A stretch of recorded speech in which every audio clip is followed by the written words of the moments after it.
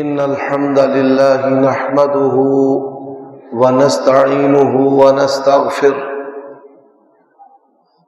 ونعوذ بالله من شرور أنفسنا ومن سيئات أعمالنا من يهده الله فلا مضل له ومن يضلل فلا هادي له وأشهد أن لا إله إلا الله وحده لا شريك له وأشهد أن محمدا عبده ورسوله أما بعد فإن خير الحديث كتاب الله وخير الهدي هدي محمد صلى الله عليه وآله وسلم وشر الأمور محدثاتها وكل محدثة بدعة وكل بدعة ضلالة وكل ضلالة في النار اللهم صل وسلم على نبينا محمد وبارك وسلم وصل عليه أعوذ بالله من الشيطان الرجيم يا أيها النبي إنا أرسلناك شاهدا ومبشرا ونذيرا وداعيا إلى الله بإذنه وسراجا منيرا۔ عیوب اور نقائص سے پاکیزہ تمام قسم کی حمد و ثنا اللہ وحدہ لا شریک لہ کے لیے، اور درود و سلام شفیع للمذنبین خاتم النبیین رسول کریم رؤوف الرحیم صلی اللہ علیہ وآلہ وسلم کی ذات اقدس پر۔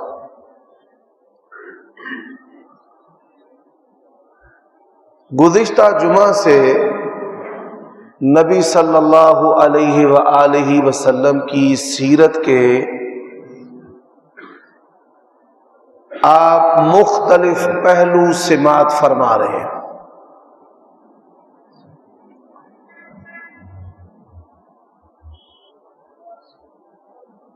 منصب نبوت اور رسالت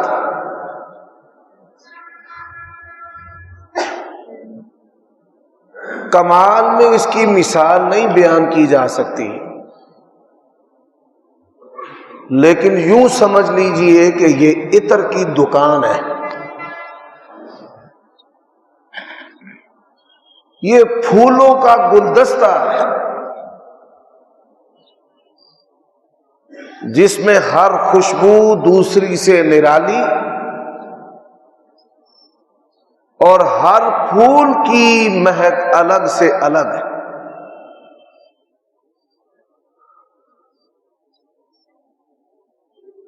پہلی بات آپ نے یہ سماعت کی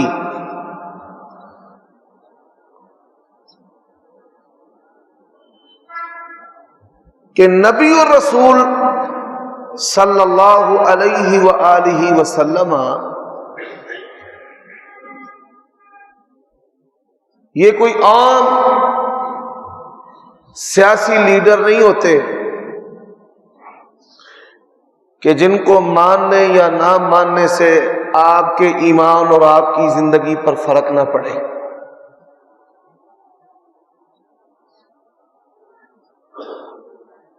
دنیا و آخرت کی کامیابیوں کے لیے اللہ تبارک و تعالی تک رسائی کے لیے سچے دل سے اور عملی طور پر نبی صلی اللہ علیہ وآلہ وسلم کی نبوت اور رسالت کو ماننا یہ ہر اہم کام سے اہم اور ضروری ہے۔ قُلْ إِن كُنتُمْ تُحِبُّونَ اللَّهَ فَاتَّبِعُونِي يُحْبِبْكُمُ اللَّهُ، اے میرے نبی آپ کہہ دیجئے کہ اگر تم اللہ تعالیٰ سے محبت کا دعویٰ کرتے ہو تو میری تابعداری کرو میری تابعداری کرنے کی وجہ سے اللہ تبارک و تعالی تم سے محبت کرے گا۔ اللہ تعالیٰ نے قرآن مجید میں کہا ہے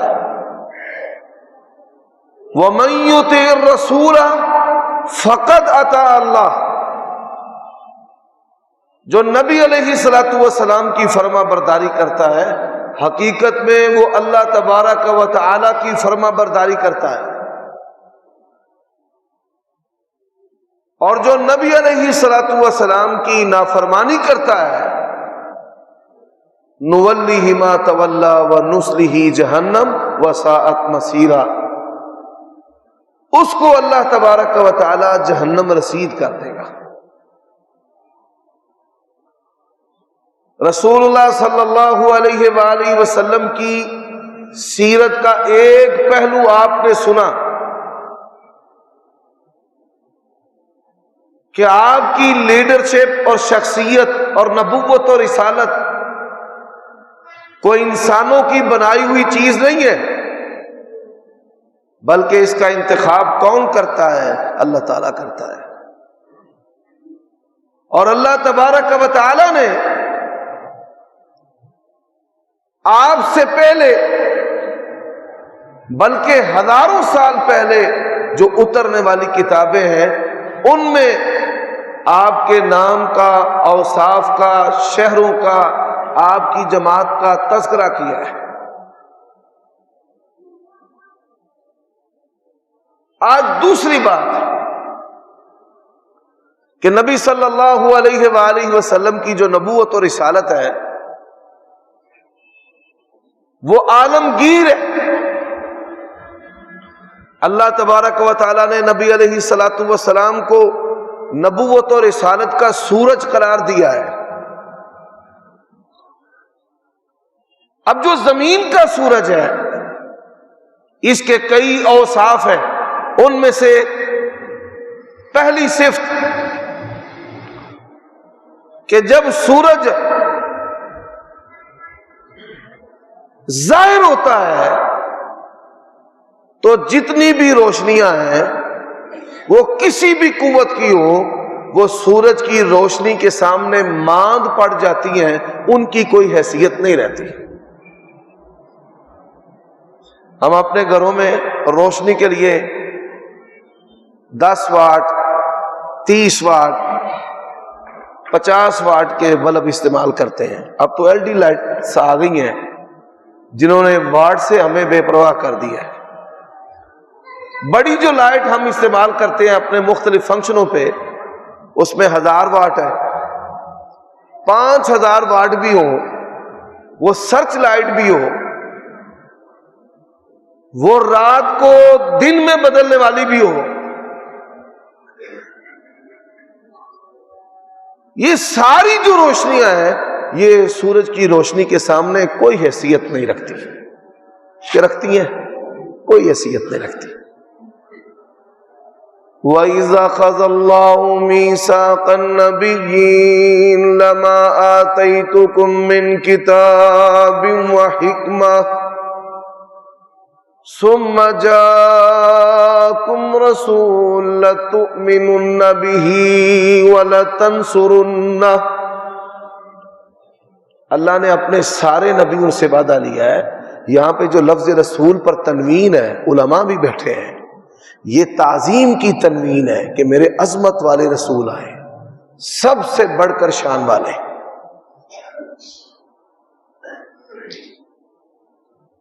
لَتُؤْمِنُنَّ بِهِ وَلَتَنصُرُنَّهُ، تو نے اپنی نبوت اور رسالتوں کو چھوڑ کر ان پر ایمان لانا ہے اور ان کی مدد میں مصروف ہو جانا ہے۔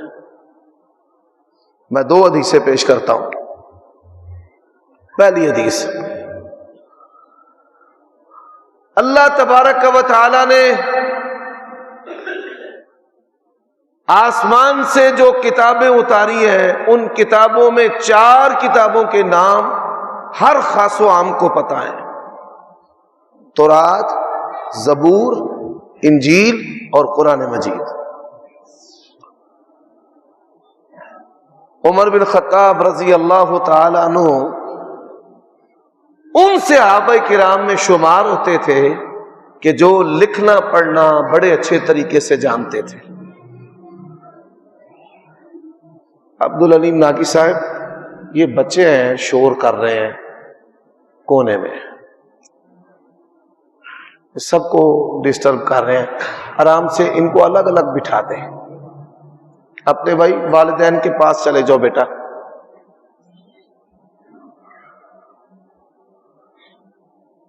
عمر بن خطاب رضی اللہ تعالیٰ عنہ کا شمار ان صحابہ میں ہوتا ہے جو لکھنا پڑھنا جانتے تھے. تورات کے اوراق انہوں نے پڑھنے شروع کر دیے. 3 شخصیات تھیں, نبی علیہ الصلوۃ والسلام, ابو بکر صدیق رضی اللہ تعالیٰ عنہ اور عمر بن خطاب رضی اللہ تعالیٰ عنہ. اب جیسے جیسے وہ پڑھتے جا رہے ہیں نبی علیہ الصلوۃ والسلام کا چہرہ غصے سے سرخ ہوتا جا رہا ہے. ابو بکر صدیق رضی اللہ تعالیٰ عنہ نے کہا تیری ماں تجھے گم پائے. عرب میں کسی کو خبردار متنبہ کرنے کے لیے یہ کلمات بولے جاتے تھے جب کوئی سنگین معاملہ ہو جائے. حضرت عمر رضی اللہ تعالیٰ عنہ خبردار ہوئے, کیا ہوا ہے؟ دیکھا نبی علیہ الصلوۃ والسلام کا چہرہ غصے سے سرخ ہے. فوراً کہا رضیت باللہ ربا وبالاسلام دینا وبمحمد نبیا. اگر مجھ سے کوئی کوتاہی ہو گئی ہے میں اللہ کے رب ہونے پر راضی ہوں, آپ کے رسول ہونے پر راضی ہوں. نبی علیہ الصلوۃ والسلام نے کیا کہا؟ فرمایا لو کان موسیٰ حیا لما وسعہ الا اتباعی. موسیٰ علیہ الصلوۃ والسلام بھی زندہ ہو کر دنیا میں آ جائیں, میری تابعداری کے بغیر وہ بھی رب کی جنت میں نہیں جا سکتے. حضرات, حضرت موسیٰ علیہ الصلوۃ والسلام قرآن مجید میں 2 نبیوں کا جو نام ہے سب سے زیادہ آیا ہے, ایک ابراہیم علیہ السلام کا اور ایک موسیٰ علیہ الصلوۃ والسلام.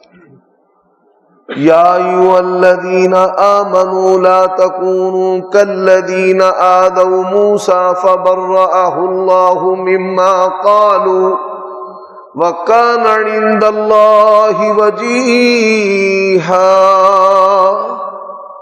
فرمایا اللہ کے معزز برگزیدہ, اللہ کے پیارے رسول حضرت موسیٰ علیہ السلام, لیکن آپ صلی اللہ علیہ وآلہ وسلم ایسے نبوت اور رسالت کے سورج ہیں کہ آپ صلی اللہ علیہ وسلم کے ہوتے ہوئے حضرت موسیٰ علیہ السلام کی نبوت اور رسالت نہیں چل سکتی. اس سے بھی بڑھ کر میں حدیث آپ کو سنانے لگا ہوں. جزیرۃ العرب میں ایک ملک ہے جس کو شام کہا جاتا ہے, سیریا. شام کا شہر دمشق اور جامع مسجد, یہ حدیث صحیح مسلم میں ہے. اذان ہو چکی ہے اور اقامت بھی ہو چکی ہے, اور امام مصلی امامت پر کھڑا ہے. کوئی عام امام نہیں, یہ وہ امام ہے جس کو اللہ اور اس کے رسول نے امام بنایا ہے, محمد بن عبداللہ المہدی رحمہ اللہ تعالی. وہ کھڑے ہیں. مسجد کے مینار سے آواز آتی ہے میں عیسیٰ ابن مریم ہوں. نبی علیہ الصلوۃ والسلام فرماتے ہیں سیڑھی لگا کر ان کو اتارا جائے گا. حضرت عیسیٰ علیہ الصلوۃ والسلام وَرَسُولًا إِلَىٰ بَنِي إِسْرَائِيلَ, اللہ کے رسول ہیں, صاحب معجزات. وَأُبْرِئُ الْأَكْمَحَ وَالْأَبْرَصَ وَأُحْيِي الْمَوْتَ بِإِذْنِ اللَّهِ. مٹی کے مجسموں کو پھونک مار کر اللہ کے حکم سے زندہ کرنے والے ہیں, مردوں کو زندہ کرنے والے ہیں,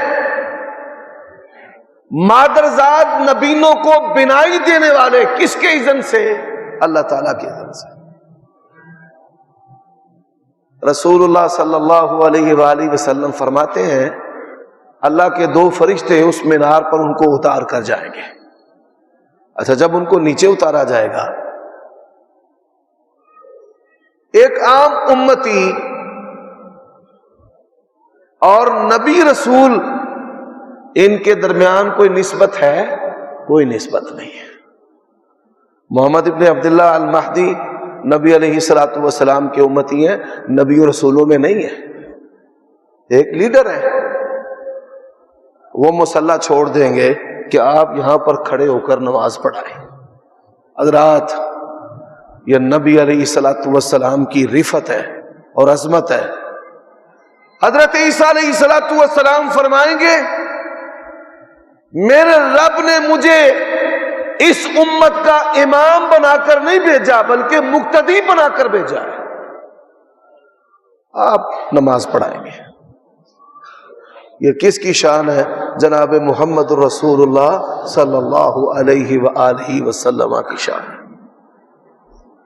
حضرات اب یہ سورج کی پہلی خوبی ہے. آپ یہ بات جانتے ہیں دنیا کی زندگی اللہ تبارک و تعالی نے سورج سے وابستہ کر دی ہے، اور ایمان کی حیات اور زندگی جناب محمد الرسول اللہ صلی اللہ علیہ وسلم کے ساتھ اللہ نے وابستہ کر دی ہے. اب دوسری جو خوبی ہے سورج کی وہ کیا ہے؟ سورج جو ہے وہ پوری روئے زمین کے لیے ہے. یہ نہیں کہ امریکہ کا سورج اور ہے، ہمارا اور ہے، جاپان کا اور ہے. کیوں بھائی؟ پوری روئے زمین کا سورج ایک ہے، دو تین نہیں ہے. جس طرح پوری روئے زمین کے لیے روشنی کا سورج ایک ہے، حضرات بالکل اسی طرح پوری روئے زمین کے لیے نبوت اور رسالت ہدایت کا سورج بھی ایک ہے. ایک قل یا ایھا الناس انی رسول اللہ الیکم جمیعا. اے میرے نبی آپ اعلان کر دیجئے کہ اللہ تبارک و تعالی نے مجھے کائنات کے تمام لوگوں کے لیے رسول بنا کر بھیجا ہے. میرے بھائیو دوستو، صرف انسان ہی آپ کو نہیں جانتے،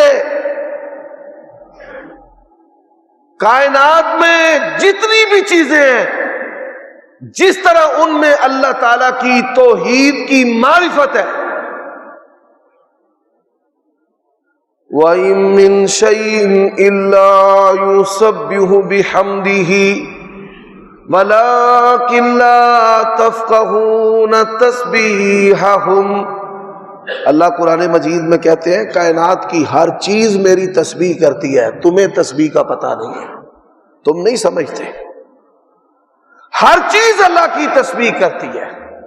ایسے ہی اللہ تبارک و تعالی نے کائنات کی مادی جمادات اور نباتات کو نبی علیہ الصلوۃ والسلام کی معرفت بھی عطا کی ہے، اور یہ نبی علیہ الصلوۃ والسلام کی شان ہے. میں چند مثالیں دیتا ہوں. اگر اس موضوع کو بیان کیا جائے تو یہی اتنا بڑا موضوع ہے کہ اسے زندگی بھر بھی انسان بیان کرے تو حق ادا نہیں کر سکتا. صحیح بخاری میں حدیث ہے، نبی علیہ الصلوۃ والسلام فرماتے ہیں ابھی میں نے اعلان نبوت نہیں کیا تھا، یعنی اللہ تعالیٰ نے آپ پر ظاہر نہیں کیا کہ آپ اللہ کے نبی رسول ہیں. فرمایا مکہ میں ایک پتھر تھا، میں جب بھی اس کے قریب سے گزرتا تھا تو وہ مجھے سلام کیا کرتا تھا. نبی علیہ الصلوۃ والسلام کو وہ پتھر جانتا تھا کہ آپ اللہ کے رسول ہیں، وہ اللہ کا رسول کہہ کر آپ کو سلام کہتا تھا. حضرات دوسری حدیث سنن نبی داؤد کے اندر ہے، ایک بپھرا ہوا اونٹ، اس نے اپنی گردن کو نبی علیہ الصلوۃ والسلام کے قدموں میں رکھا اور اس نے اپنی آواز نکالنا شروع کر دی. نبی علیہ الصلوۃ والسلام نے فرمایا اس کا مالک کدھر ہے؟ جی یا رسول اللہ فرمایا تیرا اونٹ مجھ اللہ کے نبی سے شکوہ کر رہا ہے، تو کام زیادہ لیتا ہے اور چارہ کم دیتا ہے۔ اونٹ کو پتا ہے۔ رسول اللہ صلی اللہ علیہ وآلہ وسلم قضائے حاجت کے لیے گئے۔ صحابہ کرام رضوان اللہ علیہ مجمعین کہتے ہیں آپ کی یہ عادت مبارکہ تھی، انسانوں سے بہت دور، آبادی سے بہت دور جا کر قضائے حاجت کیا کرتے تھے۔ اوٹ نہیں تھی کہ جس کے پیچھے آپ قضائے حاجت فرما سکیں۔ آپ صلی اللہ علیہ وآلہ وسلم نے درختوں کو، دو درختوں کو ان کی شاخوں سے پکڑا، ان دو درختوں نے نبی علیہ الصلوۃ والسلام کے پیچھے اس طرح چلنا شروع کر دیا جس طرح اونٹ، نکیل والا اونٹ اپنے مالک کے پیچھے چلتا ہے زمین کے اندر۔ یہ صحیح مسلم میں حدیث ہے، یہ کوئی قصے کہانیاں نہیں جن کی دلیل نہ ہو، یہ ان کتابوں میں احادیث ہیں کہ جن کا درجہ قرآن مجید کے بعد ہے، صحیح بخاری اور صحیح مسلم کے۔ فرماتے ہیں جب نبی علیہ الصلوۃ والسلام نے قضائے حاجت کر لی، ان درختوں کو چھوڑا، وہ زمین پر چلتے ہوئے دوبارہ اپنی جگہ پر آ گئے۔ جس کھجور کے تنے کے ساتھ نبی علیہ الصلوۃ والسلام ٹیک لگا کر خطبہ دیتے تھے، ایک بندے نے کہا کہ بندے بہت زیادہ ہو گئے ہیں، ممبر نہ بنوا دیں؟ فرمایا بنوا دو۔ حضور ممبر پر جلوہ افروز ہوئے۔ حدیث میں حن الجزو کا حنین الصبی، اس تنے نے نبی علیہ الصلوۃ والسلام کی جدائی میں اس طرح رونا شروع کر دیا جس طرح بچہ ماں کی جدائی میں روتا ہے۔ نبی علیہ السلام ممبر سے نیچے اترے، آپ نے اسے اپنی باہوں میں لیا، اور صحابہ کہتے ہیں جیسے بچے کو ماں تسلی دیتی ہے، اللہ کے نبی اس پر اپنا ہاتھ پھیرے اور اس کو تسلی دے، میں ادھر ہی ہوں، کہیں نہیں، جیسے ماں تسلی دیتی ہے۔ فرماتے ہیں جس طرح پھر بچہ سسکیاں لیتا ہوا چپ کرتا ہے نا، اس طرح سسکیاں لیتا ہوا وہ درخت نبی علیہ السلام کی تسلی سے چپ کر گیا۔ اور یہ حدیث آپ نے سنی صحابہ کرام کے فضائل میں۔ آپ نے احد پہاڑ کے بارے میں کیا کہا تھا کہ یہ احد پہاڑ پہاڑوں میں سے وہ پہاڑ ہے، پہاڑ پتھر ہونے کے باوجود یہ ہم سے محبت کرتا ہے اور ہم اس سے محبت کرتے ہیں۔ احد جبل یحبنا ونحبہ۔ تو نبی علیہ الصلوۃ والسلام کی نبوت اور رسالت عالمگیر ہے، صرف انسانوں تک کے لیے نہیں۔ فرمایا انما ارسلت الی الخلق کافہ، اللہ نے مجھے مخلوقات کے لیے کافی بنا کر بھیجا ہے۔ جانور آپ کی بارگاہ میں شکایتیں کراتے تھے، درخت آپ کو پہچانتے تھے، زمین آپ کو پہچانتی تھی، آسمان آپ کو پہچانتا تھا، اور صرف آسمان، ابو طالب کے اشعار امام بخاری صحیح بخاری میں لے کر آئے کہ آپ کی شخصیت وہ شخصیت ہے کہ جب تپتی دوپہر میں آپ اپنے گھر سے قدم باہر رکھتے ہیں تو آسمان کے جو بادل ہیں وہ آپ پر سایہ کرتے ہیں، وہ بھی آپ کی زیارت کو امڑ آتے ہیں۔ تو میرے بھائیوں دوستو، سورج کی دوسری خوبی ہے کہ جس طرح وہ پوری روئے زمین کے لیے ہے، اسی طرح نبی علیہ الصلوۃ والسلام کی نبوت اور رسالت بھی پوری روئے زمین کے لیے۔ ابھی جو زبانوں کے بارے میں عالمی ادارے کی رپورٹ ہے، ذرا غور کیجئے، تمام جو زبانیں ہیں وہ اپنے اصل سے ہٹ چکی ہیں۔ یہ جو اردو زبان ہے اس کو لشکری زبان، اردو جو ہے یہ لشکر کو کہا جاتا ہے۔ ابھی افغانستان میں ان کی فوج کو اردو کہا جاتا ہے۔ یہ 6 زبانوں سے مارز وجود میں آئی مغلیہ خاندان کے دور میں، جس میں ترکی، سنسکرت، پنجابی، عربی یہ زبانیں شامل ہیں، فارسی بھی شامل ہے۔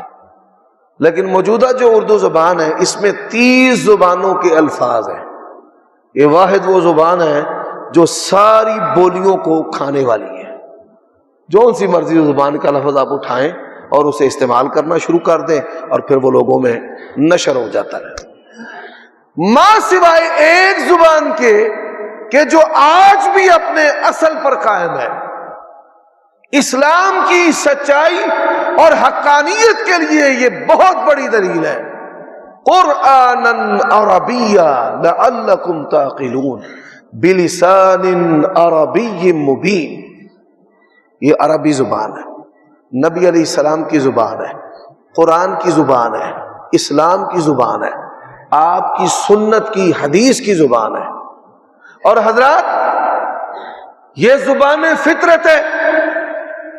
کسی بھی بولی کا بولنے والا جب دنیا سے جائے گا تو قبر میں زبان عربی میں سوالوں کے جواب دے گا، اور حشر میں اور جنت میں بھی یہ زبان بولے گا. یہ اہل جنت کی زبان ہے.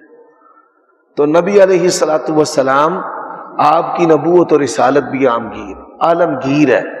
اب تیسری بات، سورج جو ہے وہ قیامت کی صبح تک کے لیے ہے. کیوں بھائی؟ کوئی کسی کے پاس اس کی ایکسپائری ڈیٹ ہو کہ سورج جو ہے وہ فلاں وقت میں ایکسپائر ہو جائے گا، پھر نیا سورج آئے گا. یہ عام فہم باتیں میں کر رہا ہوں نبی علیہ الصلوۃ والسلام کی نبوت اور رسالت کو سمجھانے کے لیے. سورج جو ہے قیامت کی صبح تک کے لیے. وَإِذَا الشَّمْسُ كُوِّرَتْ وَإِذَا النُّجُومُ انقَدَرَتْ.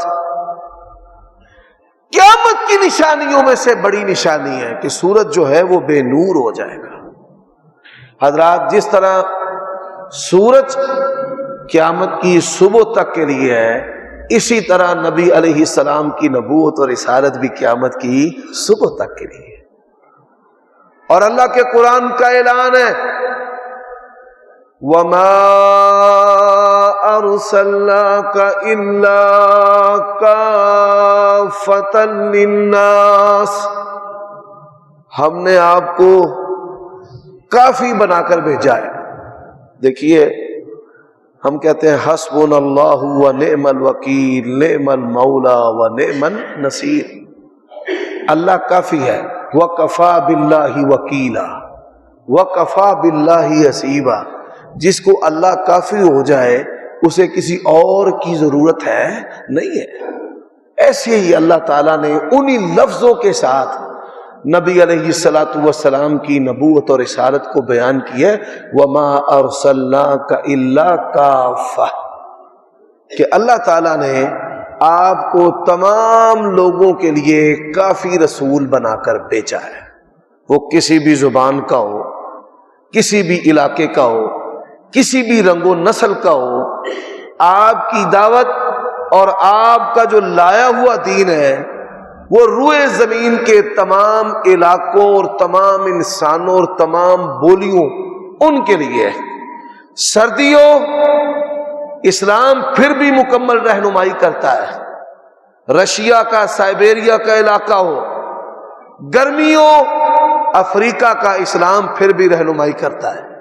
کالے ہو پھر بھی، گورے ہو پھر بھی، مالدار ہو پھر بھی، غریب ہو پھر بھی، حاکم وقت ہو پھر بھی، رعایا ہو پھر بھی، انسانیت کا، انسان کا کوئی اینگل، زاویہ اور کوئی پہلو ایسا نہیں ہے کہ جس پر اس کے لیے دنیا کی سب سے بڑی رہنما شخصیت جناب محمد رسول اللہ اسوہ حسنہ نہ ہو.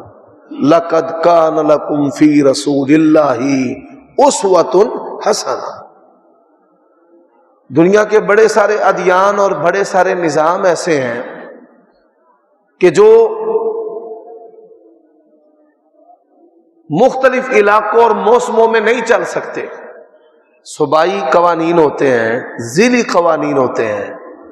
لیکن اسلام اور نبی علیہ الصلوۃ والسلام جس طرح سورج پوری روئے زمین کے لیے اور قیامت کی صبح تک کے لیے ہے، اسی طرح یہ نبوت اور رسالت کے سورج جناب محمد رسول اللہ یہ بھی پوری روئے زمین، ہر موسم، ہر رنگ و نسل اور قیامت کی صبح تک کے لیے.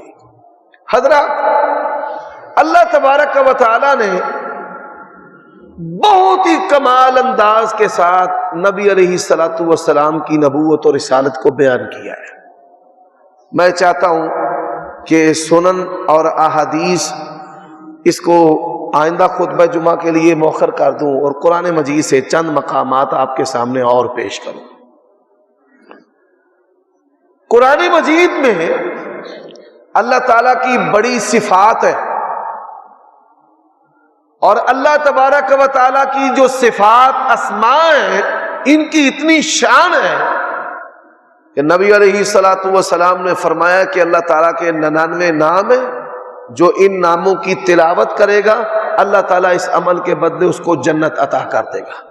ان للہ 99 اسماء من احصاها دخل الجنہ هو اللہ الذی لا الہ الا هو الملک القدوس السلام المؤمن المہیمن۔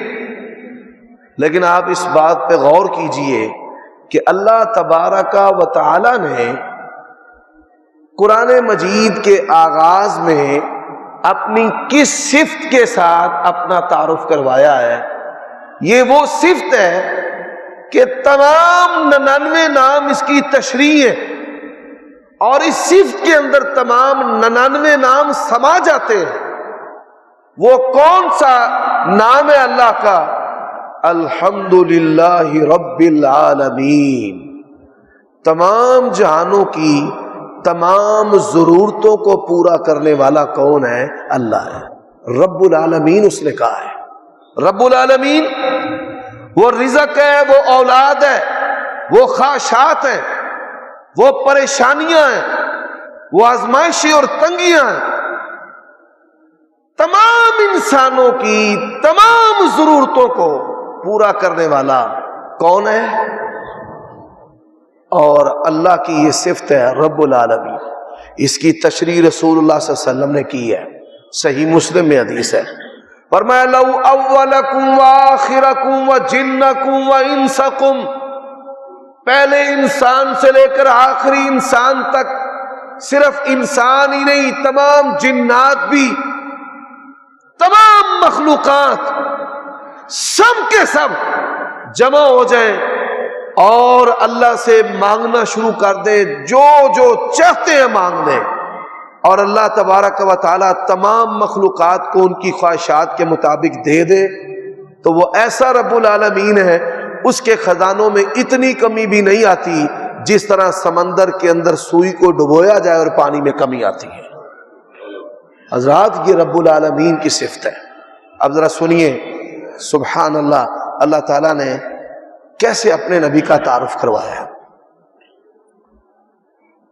قرآن مجید کتاب اللہ ہے، آپ نے عالمین کا جو لفظ ہے اپنے ذہن میں رکھنا ہے۔ عالمین کہتے ہیں سارے جہان، جو نظر آتے ہیں وہ بھی، جو نظر نہیں آتے وہ بھی، جو تحت الارض ہیں وہ بھی، جو فضا اور ہوا میں ہیں وہ بھی، ایٹم کا جو ذرہ ہے وہ بھی اللہ کی مخلوق ہے، الیکٹران اور پروٹون جو ہے یہ فضا کے اندر جو حیات کے ذرات ہیں، ہائیڈروجن اور آکسیجن، وہ بھی سب کے سب۔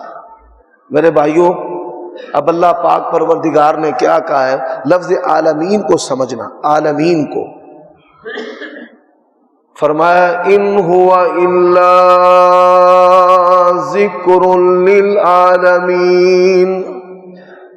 اللہ رب العالمین ہے، اور قرآن کتاب اللہ کے بارے میں اللہ نے کہا ہے ذکر للعالمین، تمام جہانوں کے لیے۔ جیسے اللہ رب ہے ایسے ہی تمام جہانوں کے لیے قرآن جو ہے یہ رشد و ہدایت کی کتاب ہے۔ قرآن کے ہوتے کسی اور کتاب کی ضرورت ہے؟ اللہ کے ہوتے کسی اور رب کی ضرورت ہے؟ آگے چلیے۔ بیت اللہ ہمارا قبلہ ہے، نبی علیہ السلام نے اسلام کو بیت اللہ کے ساتھ مشروط کیا ہے۔ فرمایا من صلی صلاتنا واستقبل قبلتنا وَأَقْلَ ذَبِيحَتَنَا فَذَلِكَ الْمُسْلِمُ، بیت اللہ کی طرف منہ کر کے نماز پڑھے گا تو مسلمان ہے، اور اگر بیت اللہ سے منہ پھیر کر عبادت کرے گا تو مسلمان نہیں ہے۔ یقین جانیے یہ علماء سو نے اور ہمارے برے سیاستدانوں نے لوگوں کے ایمان کا بیڑا غرق کر کے رکھ دیا۔ وہ خوشاب کے اندر بینک مینیجر کو قتل کر دیا گیا ہے، اور قتل کرنے کے بعد بڑے فخر کے ساتھ سینہ چوڑا کر کے اس کو غازی سمجھا جاتا ہے، اور وہ اب غازی بن بیٹھتا ہے۔ کس نے آپ کو حق دیا ہے کہ ایک مسلمان کو آپ گستاخ رسول کہہ کر قتل کر دیں؟ کس نے حق دیا ہے؟ کوئی مسلمان، وہ بریلوی ہے، وہ دیوبندی ہے، وہ اہل حدیث ہے، وہ مالکی، شافعی، حنبلی، حنفی ہے، اللہ کی قسم ہے کوئی مسلمان بھی گستاخ رسول نہیں ہو سکتا، بالکل نہیں ہو سکتا۔